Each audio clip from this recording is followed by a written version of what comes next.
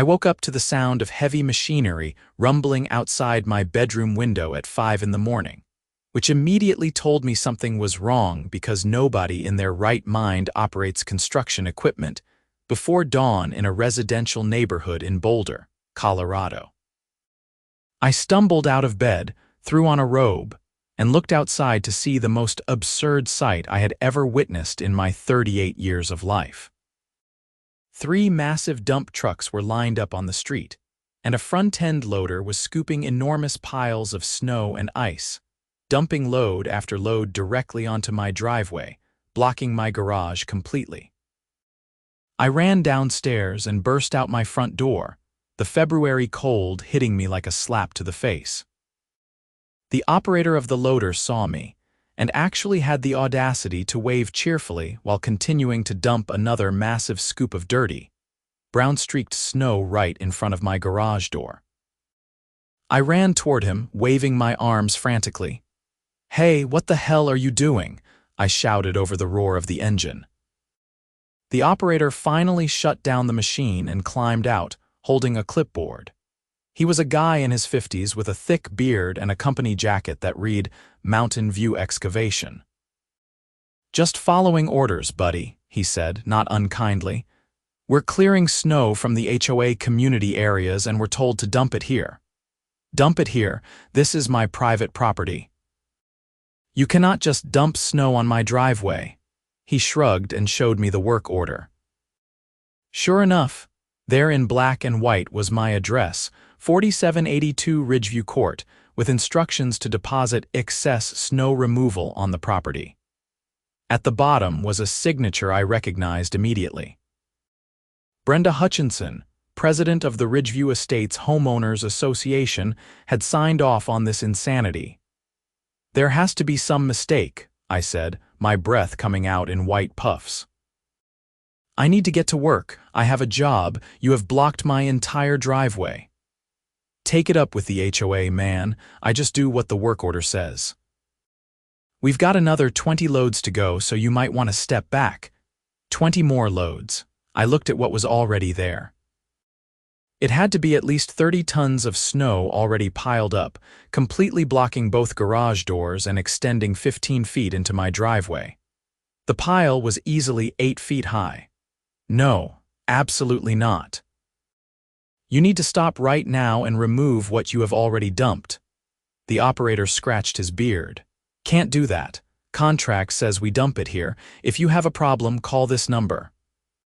He handed me a business card for the HOA management company. Then he climbed back into his loader and started it up again. I stood there in my bathrobe and slippers, watching in complete disbelief as truck after truck dumped their loads onto my property. By the time they finished an hour later, my entire driveway was buried under what had to be hundreds of tons of snow. I could not even see my garage doors anymore. The pile extended all the way to the street and was at least 10 feet high in the center. My neighbors started coming out, staring at the massive snow mountain that now dominated my front yard. My next-door neighbor, Tom, walked over shaking his head. "What on earth happened here, Derek?" The HOA decided my driveway was the perfect dumping ground for all the snow they cleared from the common areas. That's got to be illegal. You would think so, wouldn't you? I went inside, my slippers soaked through and my feet freezing, and immediately called the HOA management company. After navigating through an automated system for 10 minutes, I finally got a human being on the line. "Ridgeview Estates, HOA, this is Jennifer speaking. How may I help you?"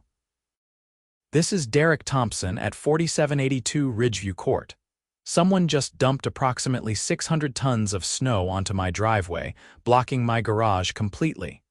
I need this removed immediately." There was a pause and the sound of typing. "Let me pull up your file." "Okay, yes, I see the work order here.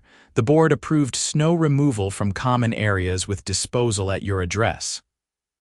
"Why my address? Why would anyone think it's acceptable to dump snow on someone's private driveway?" More typing. "According to the notes here, There were multiple violations recorded for your property. Failure to maintain proper snow removal on your walkway, Christmas lights left up past the allowed date, and trash cans visible from the street on non-collection days. The board determined that since you were not maintaining your property to community standards, your driveway could be utilized for snow storage. I had to sit down. The absurdity of what I was hearing made my head spin. That makes absolutely no sense. None of those things, even if they were true, would give the HOA the right to dump snow on my property. And I have maintained my walkway. I shovel it every time it snows. Sir, the board has the authority to make decisions regarding community maintenance. If you disagree with their decision, you can file an appeal and present your case at the next board meeting, which is scheduled for March 15th. March 15th. That's 3 weeks away. I cannot have 600 tons of snow blocking my driveway for 3 weeks. I understand your frustration, sir, but that is the process. You can also hire your own snow removal service to clear it, though you will still be responsible for your outstanding fines. What fines? You currently have $1,200 in unpaid fines for the violations I mentioned. I ended the call before I said something I would regret. I looked out the window at the mountain of snow. I needed to get to work. I was a mechanical engineer at an aerospace components company in Louisville, about 20 miles away, and I had an important project meeting at 9. I called my boss and explained the situation. He was understanding, but said I needed to figure it out quickly because we were on a deadline. I threw on actual clothes and boots, then went back outside to assess the situation. The snow pile was enormous. Even if I started shoveling right now, it would take me days, maybe weeks, to clear it by myself. I called 3 different snow removal companies. The first 2 laughed when I described the amount of snow. The third gave me a quote of $8,000 and said they could start next week. I did not have $8,000 to spare, and I certainly could not wait a week. I called an Uber to get to work, which cost me $60, ate up another hour of my morning, and left me fuming the entire drive. At work, I could barely concentrate.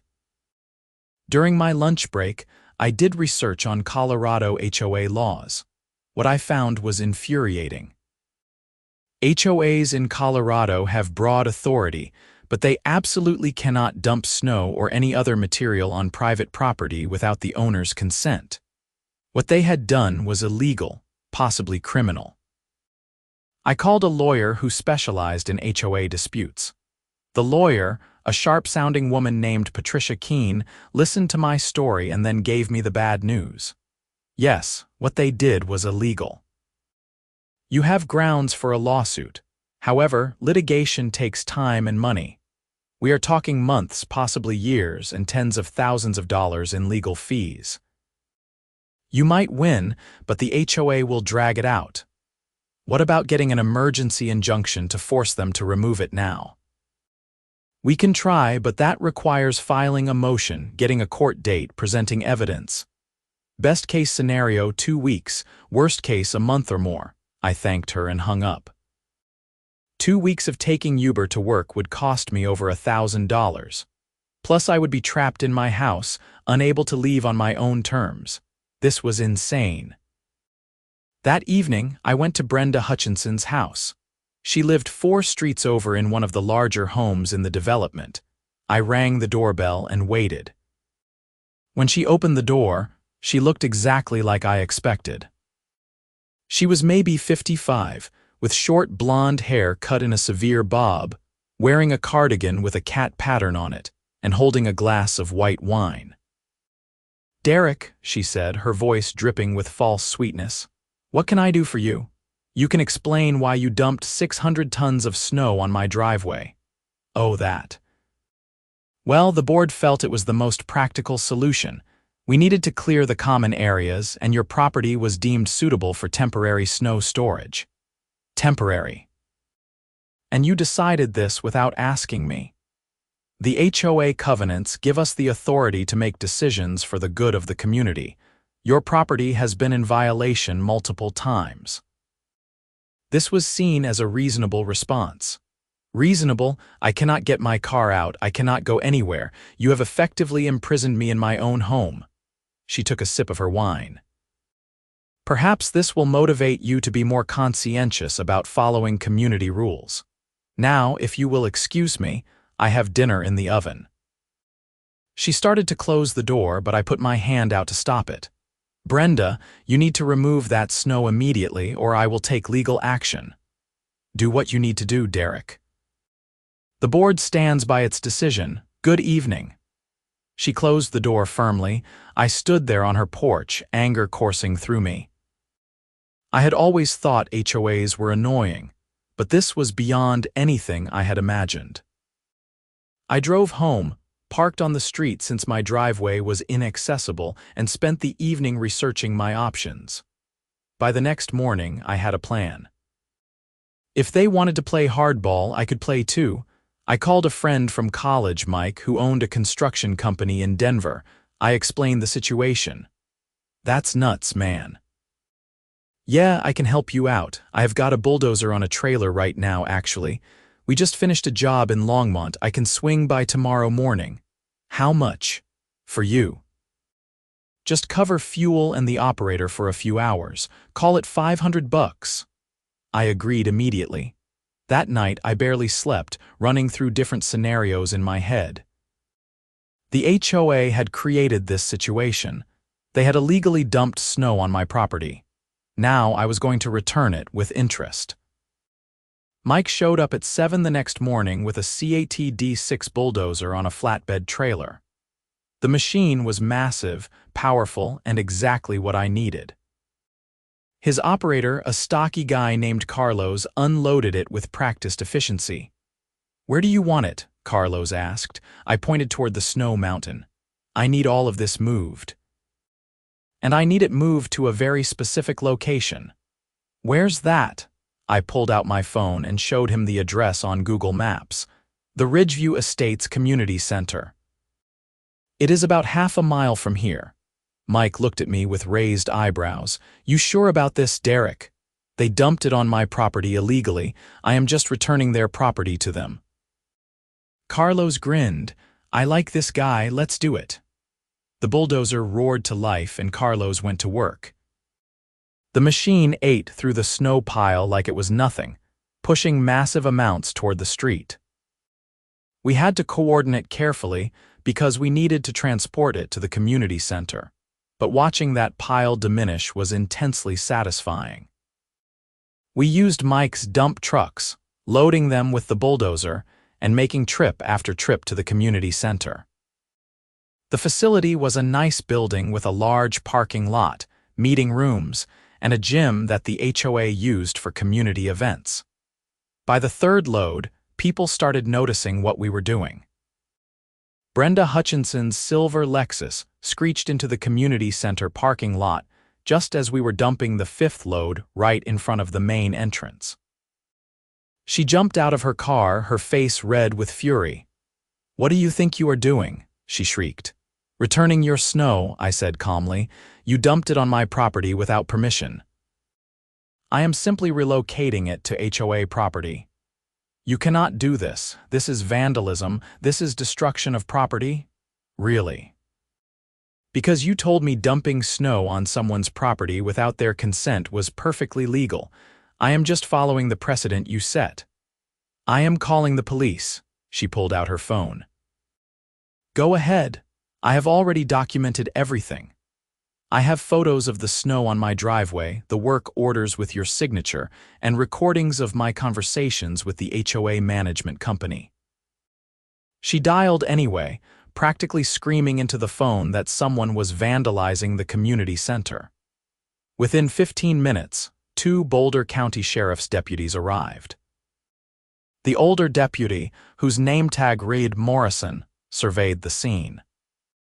There were now enormous piles of snow blocking the entire front entrance of the community center and spreading across the parking lot. "Okay, somebody want to tell me what's going on here?" Brenda jumped in first. "This man is vandalizing our community center. He is dumping snow all over the property. I want him arrested immediately." Deputy Morrison turned to me. "Sir, what's your side?" I pulled out my phone and showed him the photos. 3 days ago, the HOA hired a company to dump approximately 600 tons of snow onto my private driveway without my permission or consent. It completely blocked my garage and made it impossible for me to access my vehicle. Here are the photos. Here is the work order signed by Mrs. Hutchinson authorizing the dump on my property. I contacted the HOA to remove it and they refused, so I am removing it myself and returning it to HOA property. The deputy looked through the photos, then examined the work order. He looked at Brenda. "Ma'am, did you authorize snow to be dumped on this man's private property?" The HOA has the authority to make decisions for community maintenance. His property was in violation, and we needed somewhere to put the snow from the common areas. That doesn't give you the right to dump it on private property without consent. That's illegal dumping at a minimum, possibly trespassing and property damage. But he's doing the same thing now. Deputy Morrison shook his head. Actually, he's returning property that was illegally dumped on his land. The community center is HOA property, correct? So he's technically just moving the snow from one HOA-related location to another. "That's not how this works," Brenda sputtered. The other deputy, younger and clearly trying not to smile, spoke up. "Ma'am, if you want to press charges against him, we would also have to investigate the initial illegal dumping on his property, which you authorized. That could result in charges against you and potentially the HOA board." Brenda's face went from red to pale. "This is ridiculous." Deputy Morrison handed me back my phone. "Sir, I would recommend you finish up here soon and let the lawyers handle the rest." "Ma'am, I would strongly suggest you have this snow removed from the community center and refrain from any further dumping on private property. If we get called back here, we will have to file reports, and this could escalate quickly." Both deputies got back in their car and left. Brenda stood there, shaking with rage as Carlos continued bulldozing snow right in front of her. We made trip after trip, load after load. Other residents started gathering, some clearly on my side, others looking concerned. One woman, maybe 60 years old, approached me. "I am on the HOA board, the treasurer, actually." Brenda did not consult the rest of us before authorizing this. I had no idea she did this until I got calls this morning. "Well, you might want to have a board meeting because this is completely unacceptable." "We will. Trust me, we will." By noon, we had moved every ounce of snow from my driveway to the community center. The parking lot was completely impassable. Snow was piled 15 feet high in places, covering the entrance, blocking the doors, and making the building completely inaccessible. It was beautiful. I paid Mike and Carlos, thanked them profusely, and drove home in my own car for the first time in 3 days. My driveway was clear, dirty and wet, but clear. I had never been so happy to see bare concrete. That evening, I got a certified letter delivered by a courier. It was from the HOA's lawyer, demanding I remove the snow from the community center immediately and pay for damages, which they estimated at $15,000. They were also fining me $5,000 for unauthorized use of HOA property and disruption of community activities. I called Patricia Keene, the HOA lawyer I had spoken with before. I explained everything that had happened. She was silent for a moment, then laughed. "They actually authorized dumping snow on your driveway in writing?" "Yes, I have the work order." "Derek, you just made my job incredibly easy. Send me everything you have. Photos, work orders, recordings, this demand letter, everything. I am going to write them a letter that will make them very uncomfortable." Over the next week, things escalated quickly. Patricia sent a letter to the HOA threatening a lawsuit for illegal dumping, trespassing, property damage, and harassment. She also filed a complaint with the Colorado HOA office. The HOA board held an emergency meeting, and according to my neighbor Tom, who attended, it turned into a screaming match.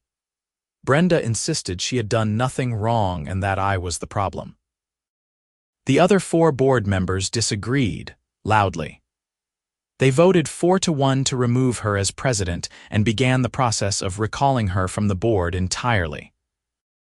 They also hired their own lawyer, separate from Brenda's personal attorney, who advised them that their position was indefensible and they needed to settle with me immediately. The new board president, a reasonable guy named Martin who was a retired teacher, called me personally. "Derek, I want to apologize on behalf of the board. What Brenda did was wrong, illegal, and not authorized by the rest of us. We want to make this right." "I appreciate that, Martin. What are you proposing?" "We will drop all fines against you, including the ones Brenda made up. We will pay for any damages to your driveway from the snow dumping. We will cover your Uber expenses and any other costs you incurred, and we will issue a formal written apology." "What about Brenda? She's being removed from the board." "Beyond that, it's up to you if you want to pursue legal action against her personally." I thought about it. "I want one more thing." "What's that?" "I want a written guarantee that the HOA will never again retaliate against me for any reason, and that all previous violations will be wiped from my record." "Done. I will have our lawyer draft something today." We settled within 2 weeks.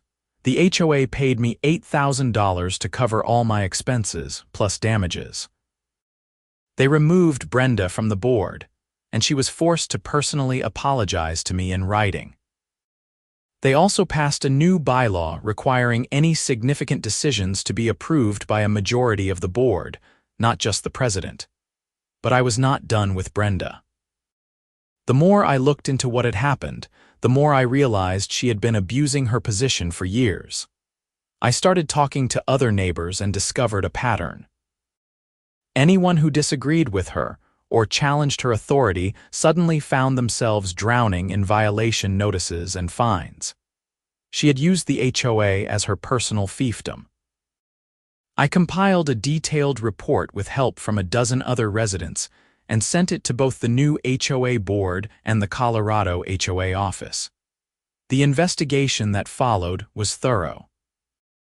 They discovered that Brenda had been misappropriating HOA funds, paying herself consulting fees that were never authorized, and falsifying violation reports.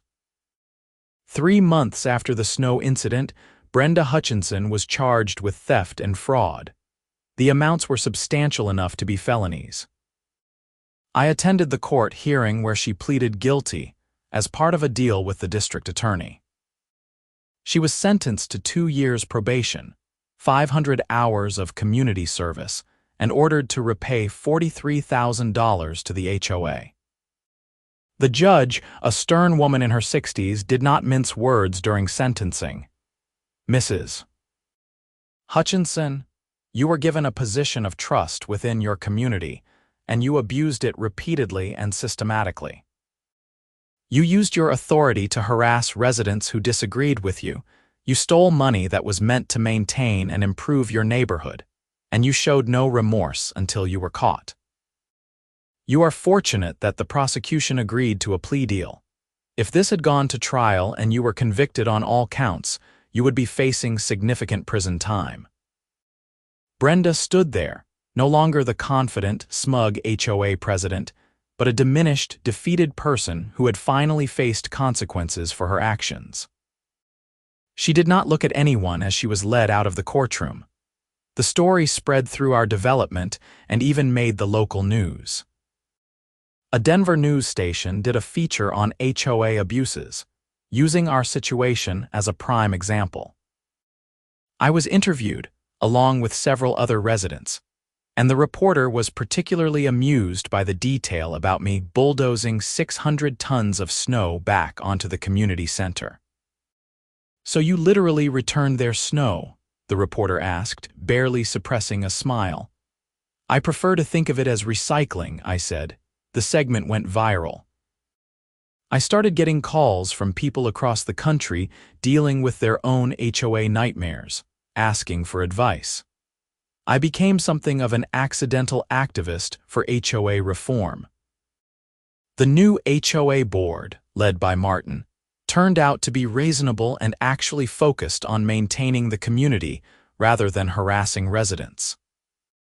They implemented transparent budgeting, required board meetings to be recorded and made available to all residents, and created a formal appeals process for violations that included an independent mediator. My relationship with my neighbors improved dramatically. People who had been afraid to speak up during Brenda's reign now felt comfortable voicing opinions and concerns.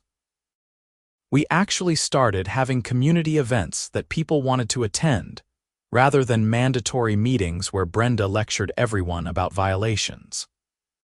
Tom invited me over for a barbecue one Saturday afternoon in May, once the snow had finally melted and spring had arrived. Several neighbors were there, and the mood was celebratory. "Derek, I have to say, watching you bulldoze all that snow into the community center was the highlight of my year," Tom said, flipping burgers. "I wish I had done something like that years ago when Brenda was making my life miserable over my fence being 2 inches too tall." "It was pretty satisfying," I admitted. "Though I would not recommend it as a first resort. Maybe not, but sometimes you have to fight fire with fire or snow with snow in your case." Everyone laughed. It felt good to be part of a community again, rather than living in fear of petty tyrants with clipboards. There was, however, one final chapter to the story. About 6 months after everything settled, I received a subpoena. Brenda was suing me in civil court for emotional distress and damage to her reputation. Her lawsuit claimed that my actions had caused her public humiliation and led to her criminal charges. I called Patricia immediately. She had remained my lawyer throughout everything, and we had developed a good working relationship. "This is ridiculous, but not surprising," Patricia said when I forwarded her the lawsuit documents. "She's desperate and angry. Don't worry, this will get dismissed." She was right. At the preliminary hearing, Brenda's lawyer, a tired-looking man who clearly knew he was working with a losing case, made a half-hearted argument that I had acted maliciously and caused his client harm. Patricia stood up and calmly laid out the facts. Brenda had authorized illegal dumping on my property. I had documented everything. I had acted within my rights to remove the illegally dumped material. The criminal charges against Brenda stemmed from her own actions, not mine. The judge did not even need to hear my testimony. "Mrs. Hutchinson, your claim is without merit," the judge said. "Mr. Thompson acted in response to your illegal actions. The consequences you faced, both criminal and social, were the direct result of your own choices. This lawsuit is dismissed with prejudice, meaning you cannot refile it. Additionally, I am awarding Mr. Thompson his legal fees for defending against this frivolous action. Court is adjourned." Brenda had to pay Patricia's fees, which amounted to nearly $4,000. I never saw or heard from her again. According to Tom, she moved out of the development a few months later, selling her house at a loss and relocating somewhere out of state. Life returned to normal, or as normal as it gets when you have become locally famous for bulldozing snow. I continued my job at the aerospace company, got a promotion actually, and settled into a comfortable routine. My driveway remained blissfully clear of unauthorized snow dumps. The following winter, when the first major snowstorm hit Boulder, I made sure to shovel my driveway and walkway promptly and thoroughly. Not because I was afraid of HOA violations, but because I genuinely wanted to maintain my property. The new board sent out a courtesy reminder about snow removal to all residents, polite and reasonable, without threats or fines.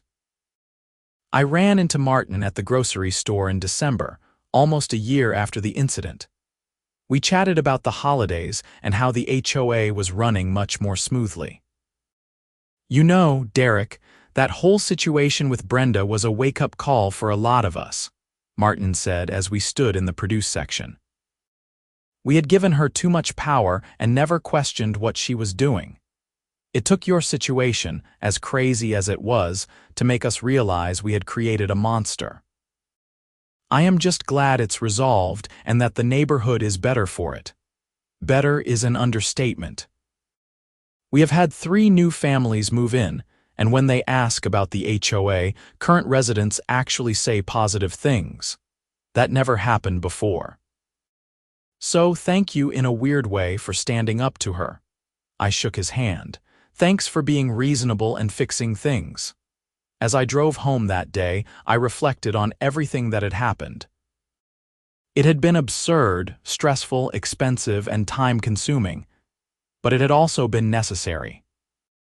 Sometimes you have to push back against petty tyrants, even when it seems easier to just comply and keep your head down. Brenda had counted on people being too intimidated or too tired to fight back. She had underestimated how far someone would go when pushed to the breaking point. 600 tons of snow. That was how much it took to finally break the cycle of abuse in our HOA. It seemed insane when I thought about it, but it had worked.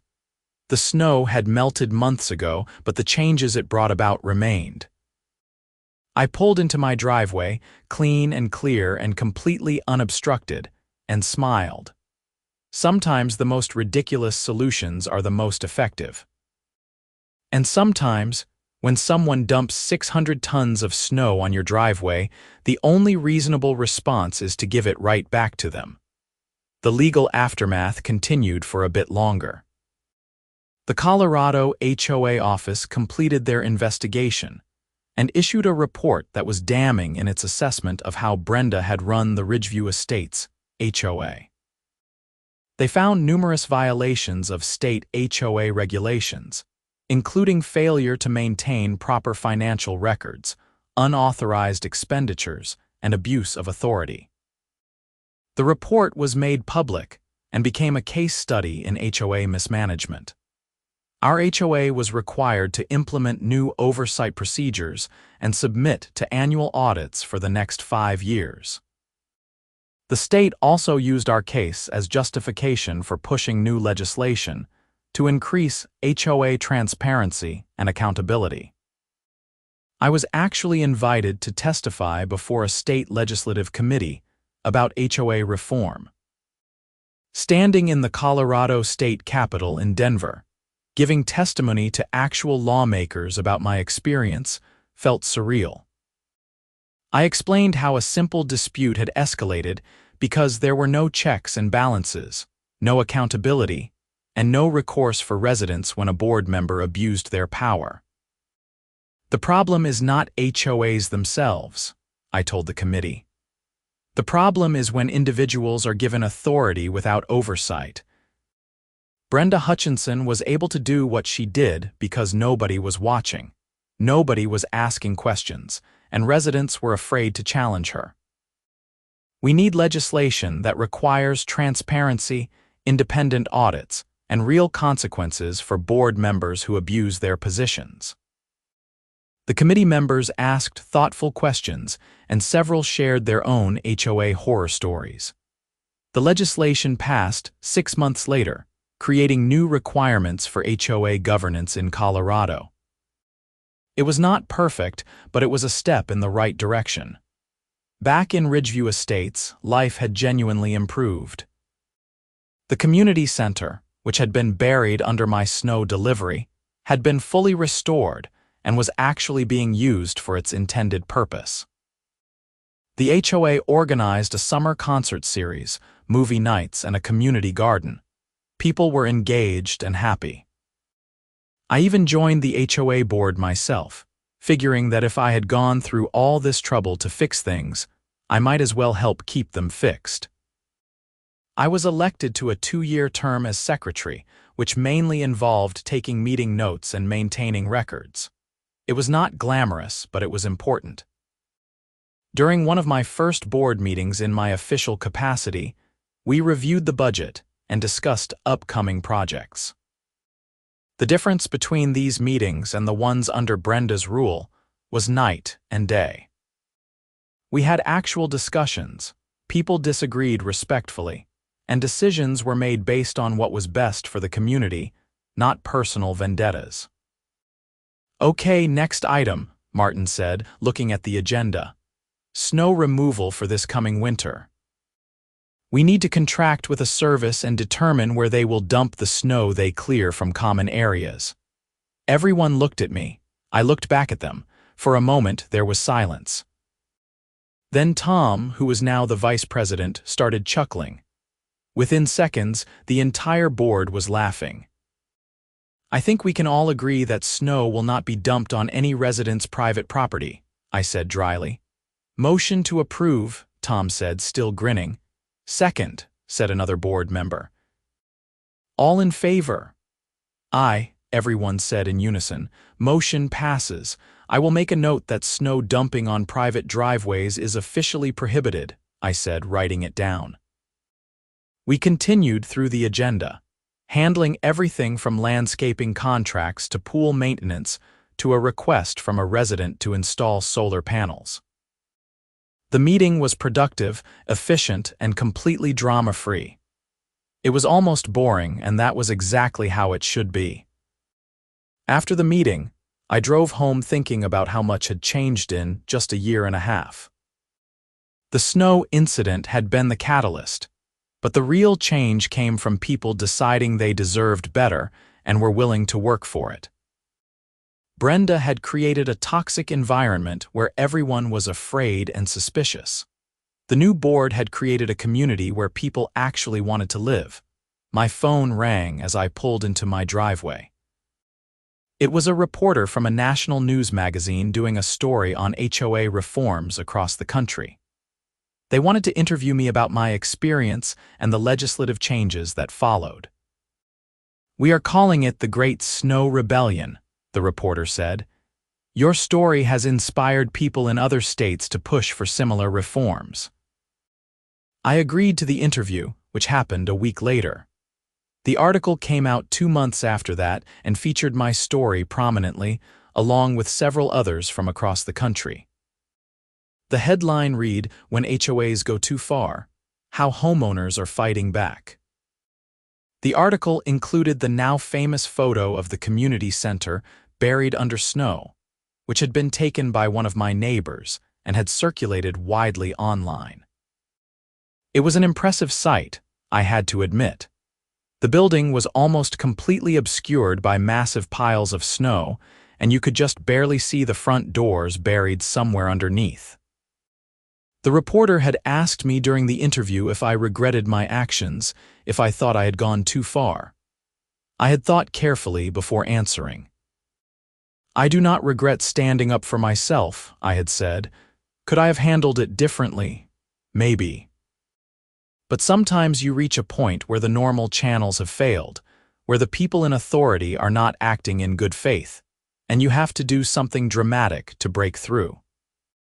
Was dumping 600 tons of snow onto the community center dramatic? Absolutely. Was it effective? Completely. Would I recommend it as a first step? No. But as a last resort, when you have exhausted all other options and you are dealing with someone who abuses power, I would do it again. That quote became the pull quote for the article, printed in large letters next to the photo of the buried community center. I started getting recognized occasionally when I was out in Boulder, which was weird but not entirely unpleasant. People would come up and say things like, "You are the snow guy." Or, "I read about what you did. Good for you." One elderly man at a coffee shop shook my hand vigorously and said, "My HOA has been making my life hell for years. You gave me hope that we can fight back. Thank you." Those moments made all the stress and frustration worthwhile. I had never intended to become a symbol of HOA resistance, but if my experience helped other people stand up for their rights, then something good had come from it. As the second anniversary of the snow incident approached, a local TV station wanted to do a "Where Are They Now?" follow-up story. They came out and filmed at my house, interviewed me and several neighbors, and even got Martin to talk about how the HOA had changed. The segment aired on a Friday evening in February, almost exactly 2 years after Brenda had authorized dumping snow on my driveway. The reporter stood in front of my house, my clear and unobstructed driveway visible behind her. 2 years ago, this driveway was buried under 600 tons of snow, dumped there by an HOA president who abused her authority, the reporter said. What followed was a dramatic confrontation, criminal charges, and ultimately, significant reforms to how HOAs operate in Colorado.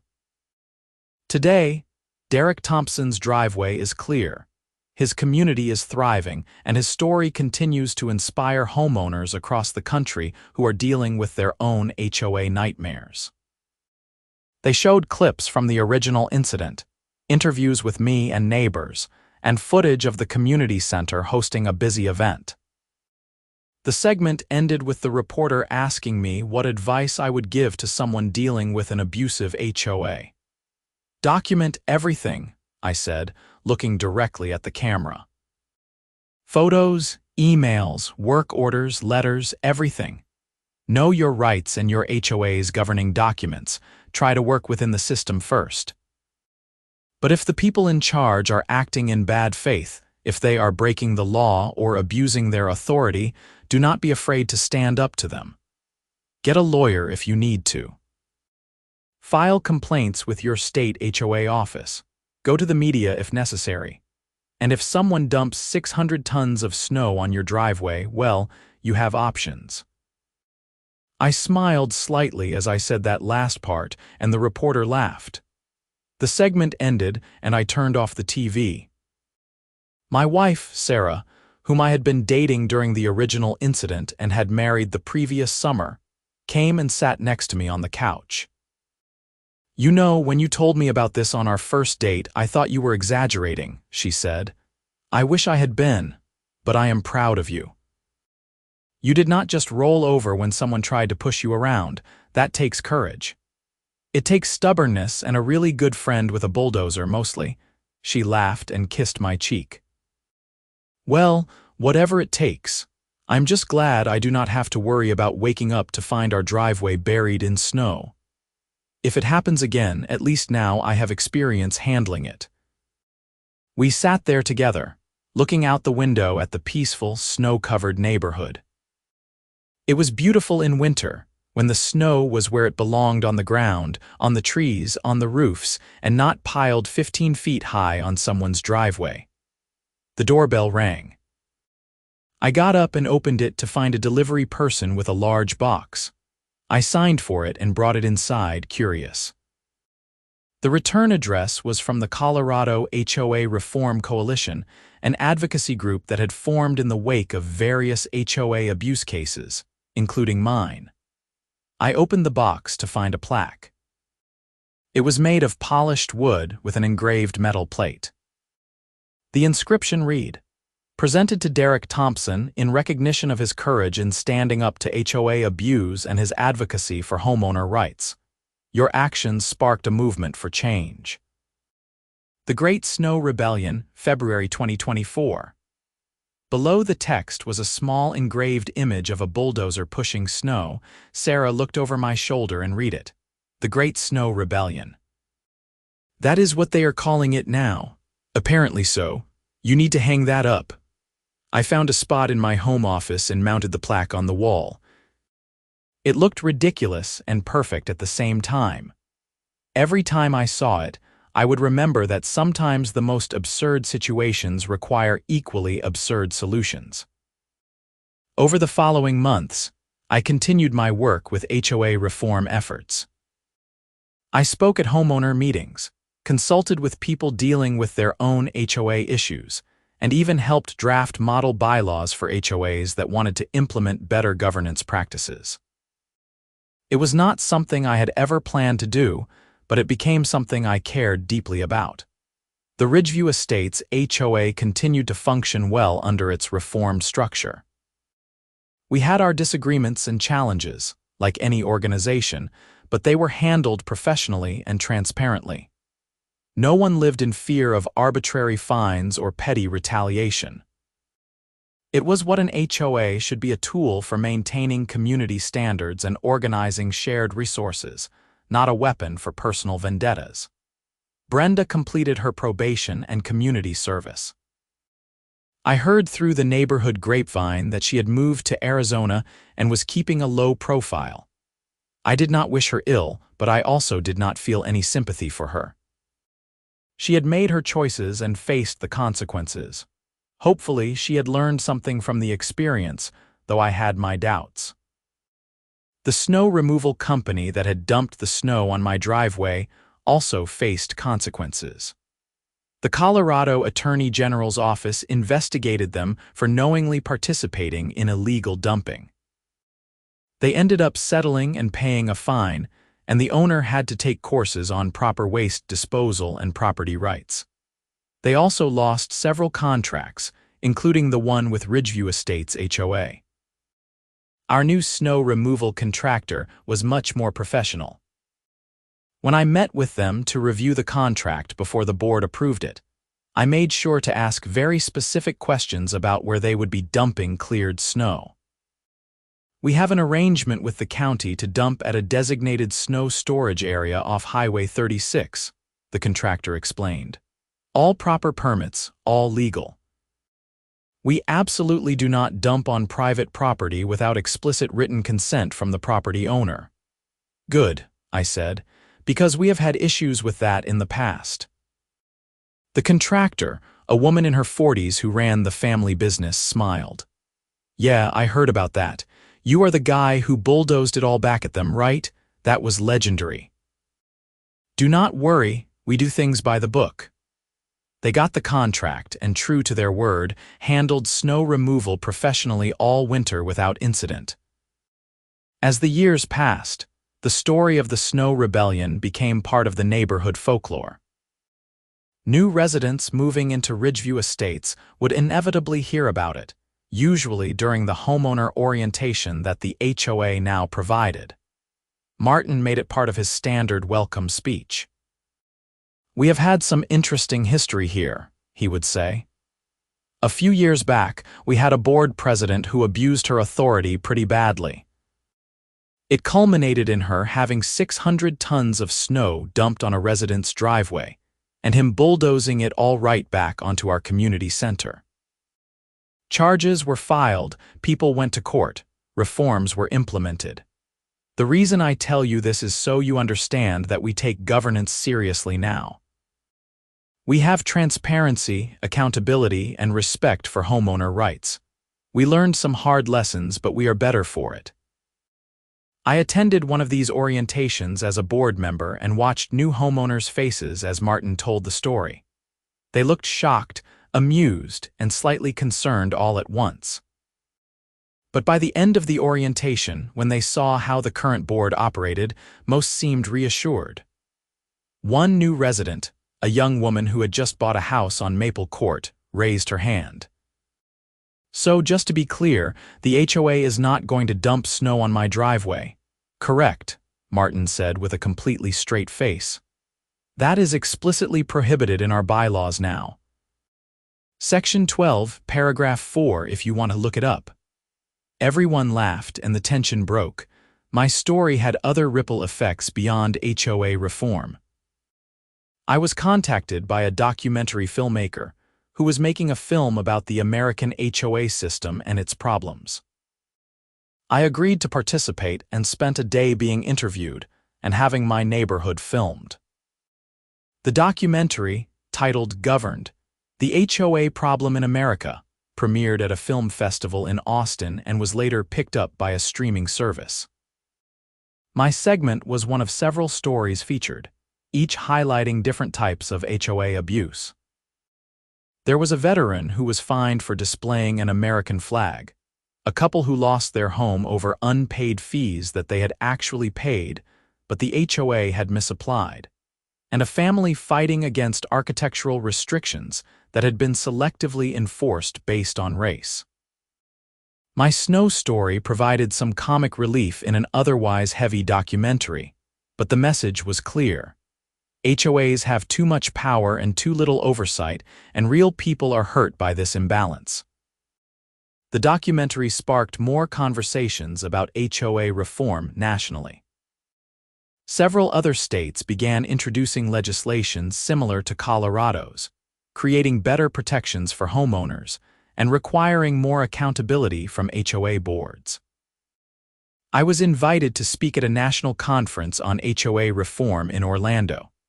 Standing in front of a ballroom full of homeowners, lawyers, legislators, and activists, I told my story one more time.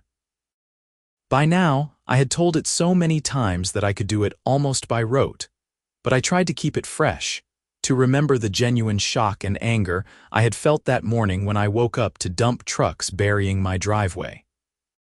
The thing about the snow, I told the audience, is that it was so absurd, so over the top that it was almost funny. 600 tons of snow, who does that? But underneath the absurdity was a real abuse of power. Brenda Hutchinson thought she could do whatever she wanted because she had authority and I did not. She thought I would just accept it, maybe complain a little, but ultimately do nothing. She was wrong. The audience applauded. After my speech, dozens of people came up to share their own HOA horror stories. Some were fighting foreclosures over disputed fines. Others were dealing with boards that refused to make necessary repairs while spending lavishly on cosmetic upgrades. A few had been physically threatened by board members. I gave out my contact information and offered to help however I could. Over the next year, I consulted on numerous cases, sometimes just offering advice, other times connecting people with lawyers or helping them organize their documentation. I never charged anything. This had become something bigger than my personal vendetta against one terrible HOA president. It had become a cause. 3 years after the incident, I was invited back to the Colorado State Capitol for the signing of an expanded HOA reform bill. The governor, a pragmatic former mayor who had dealt with HOA issues in her previous position, invited several homeowner advocates to attend the ceremony. As she signed the bill into law, she mentioned several cases that had inspired the legislation, including mine. No one should wake up to find 600 tons of snow blocking their driveway, she said, to laughter from the assembled crowd. But beyond the specific incidents, this bill addresses a systemic problem. HOAs serve an important function, but they must operate with transparency, accountability, and respect for homeowner rights. This legislation ensures that. The bill created new requirements for HOA financial audits, established an independent review board for homeowner complaints, and imposed penalties on board members who abused their authority. It was not perfect, but it was progress. After the signing ceremony, I stood in the Capitol Rotunda talking with other advocates. We were celebrating, but also realistic. Laws only matter if they are enforced, and culture change takes time. There would still be Brendas out there, people who sought positions of power in HOAs so they could control and punish their neighbors. But now there were better tools to stop them. I drove home that evening feeling satisfied. My driveway, the same driveway that had been buried under 600 tons of snow 3 years earlier, was clear and dry under the spring sunshine. The snow had melted long ago, but its impact remained. Sarah was in the kitchen when I got home making dinner. I told her about the bill signing and the governor's speech. "She mentioned you by name," Sarah asked. "Well, she mentioned the snow incident, same thing at this point. You are famous for snow, that is weird. Tell me about it." We ate dinner on our back patio, enjoying the warm evening. Our neighborhood was quiet and peaceful. Kids were playing in yards, people were walking dogs, someone was grilling a few houses down. It was exactly what suburban life should be. My phone buzzed with a text from Tom. "Did you see we made the national news again? Another HOA tried to dump snow on someone's driveway in Michigan. Homeowner cited your case and got a lawyer immediately. HOA backed down within hours." I showed Sarah the text. She shook her head, smiling. "You started a movement. I just wanted my driveway back." And now HOAs across the country think twice before pulling stunts like that. You should be proud. I was proud, though it still felt surreal. I had never set out to become an HOA reform advocate. I had just been a guy who was pushed too far and pushed back. Everything that followed had been unexpected but meaningful. The story could have ended a dozen different ways. I could have accepted the snow and paid to have it removed myself. I could have spent years in litigation getting nowhere. I could have just moved to a different neighborhood. But I had chosen to fight back in the most direct, dramatic way possible, and somehow it had worked. As I sat there on my patio that evening, I thought about Brenda and wondered if she ever reflected on what had happened. If she ever realized that her need for control and her willingness to abuse power had not only destroyed her own life, but had sparked a broader movement for change. Probably not. People like that rarely have moments of genuine self-awareness, but it did not matter what Brenda thought anymore. What mattered was that homeowners across Colorado and beyond had better protections now. What mattered was that HOA boards had to think twice before abusing their authority. What mattered was that when someone woke up to find 600 tons of snow on their driveway, they had legal recourse and a roadmap for fighting back. The sun set over Boulder, painting the sky in shades of orange and pink. Another beautiful evening in a neighborhood that had been transformed by the most ridiculous conflict imaginable.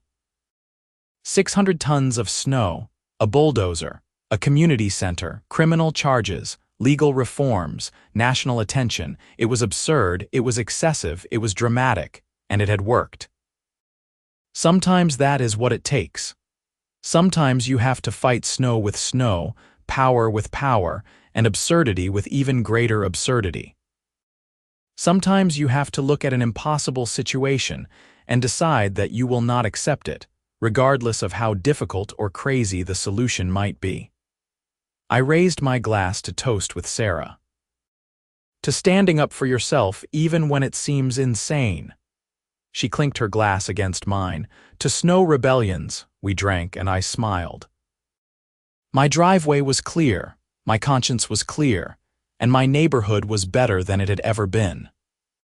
The snow had melted, but the lessons it taught remained frozen in time, a reminder that even the most powerful-seeming people can be defeated if you are willing to push back hard enough.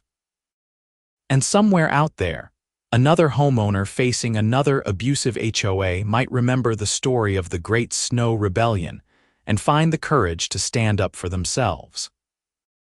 That alone made everything worthwhile. The 600 tons of snow, the legal battles, the stress, the publicity, all of it. Because sometimes one person's refusal to be victimized can inspire countless others to do the same. The neighborhood lights began to flicker on as darkness fell. My house, my driveway, my property, all secure and all mine. No one would ever dump 600 tons of anything on it again. And if they tried, well, I still had Mike's number, and I was pretty sure Carlos still operated that bulldozer. The precedent had been set, the lesson had been learned, and the message was clear. Do not mess with someone's driveway. They might just bulldoze it all right back.